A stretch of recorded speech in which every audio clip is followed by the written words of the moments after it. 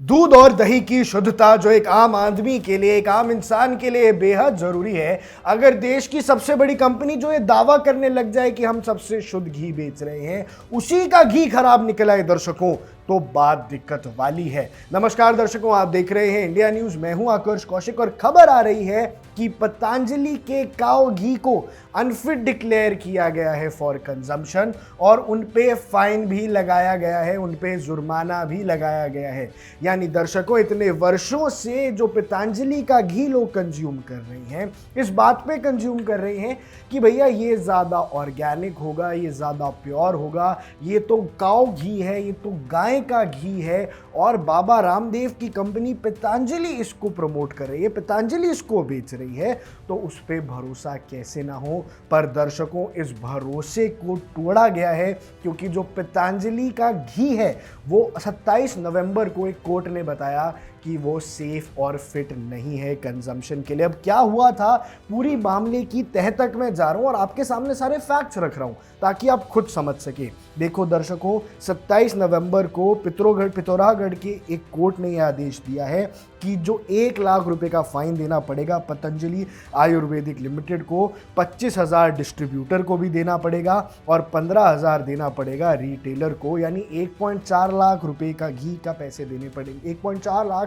रुपए का फाइन देना पड़ेगा अब इन लोगों को। और ऐसा क्यों हुआ? देखो, एक काऊ घी का पतंजलि के अंदर एक काऊ घी के बैच को सैंपल किया गया था 2020 में पिथौरागढ़ डिस्ट्रिक्ट में, उत्तराखंड के अंदर।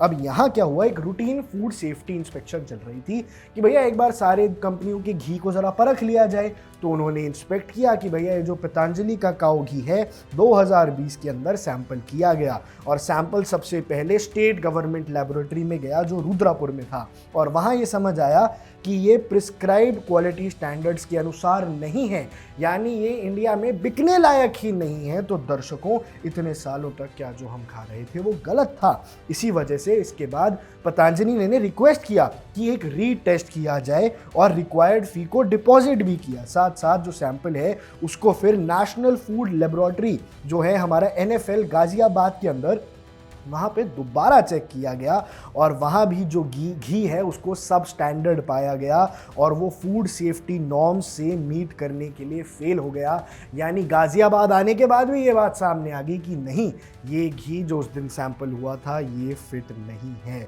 दर्शकों, अब जो क्वालिटी है इसका मतलब है कि जो they did not meet the prescribed food safety norms, यानी जो सब स्टैंडर्ड रह गए, ये पूरी क्वालिटी की पूरी तरह से उस क्वालिटी का नहीं था जिस तरह का होना चाहिए था और ये बिकने के लिए अनफिट था। It was unfit for sale and unfit for consumption. यानी जब कोर्ट कह रहे हैं कि कोई चीज़ अनफिट फॉर सेल है, अनफिट फॉर कंजम्पशन है और वो खुलेआम इतने सालों से बिक रही थी, लोग उसे कंज्यूम कर रहे थे इस ट्रस्ट पे नाम पे कि बाबा रामदेव का प्रोडक्ट है, ये तो भैया काऊ का घी है, ये गाय का घी है दर्शकों। और ऐसे में इसलिए बहुत खतरनाक बात थी। इसके बाद जो ऑफिशियल्स हैं उन्होंने हाईलाइट किया कि जो अच्छे बड़े बड़े ब्रांड्स हैं उनको भी नहीं छोड़ा जाएगा और फूड सेफ्टी स्टैंडर्ड्स के हिसाब से आपको अपने फूड को बनाना है और साथ में वैसे ही रखना है। लेकिन पतंजलि ने इस कोर्ट के ऑर्डर को कहा कि भैया ये तो बहुत ही सही बात नहीं है। उन्होंने कहा कि कंपनी ने जो लेबोरेटरी है, बोला उन्होंने सही से टेस्ट ही नहीं किया है और उन्होंने काऊ घी टेस्टिंग के लिए उनको क्या करना है पता ही नहीं है।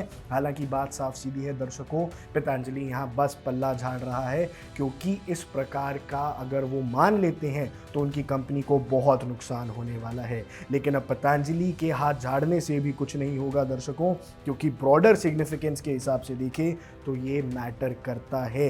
एक मेजर ब्रांड, एक मेजर जो इतना बड़ा कैंपेन चलाया, एक पूरा कैंपेन चलाया, लाखों रुपए करोड़ों रुपए खर्च किए गए इस बात से ताकि लोगों को पता चले कि पतंजलि का काऊ घी क्या है, कैसे है, और उसके बाद जब सच सामने आता है तो वो चुभता है। ऐसे में जो बड़े बड़े ब्रांड्स और हमारे यहाँ खाना भेज रहे हैं, फूड आइटम्स बना रहे हैं, उनके पीछे भी जांच पड़ताल होनी चाहिए दर्शकों। और ऐसे झूठे क्लेम्स से आपको सतर्क रहना है, बच के रहना है।